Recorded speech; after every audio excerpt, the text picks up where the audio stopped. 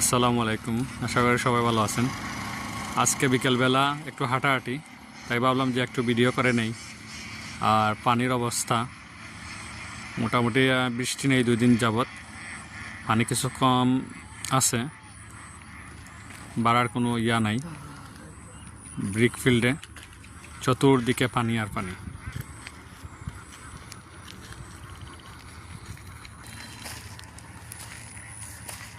এই যেখানে ইট তৈরি হয় সেখানে বর্তমানে পানি দিয়ে ভরে গেছে সব, প্রচুর পরিমাণে পানি।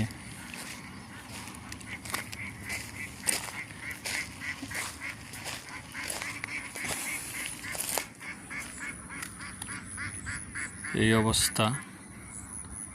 যাই হোক, বৃষ্টি 2 দিন না হওয়ায় পানির কিছুটা কমছে।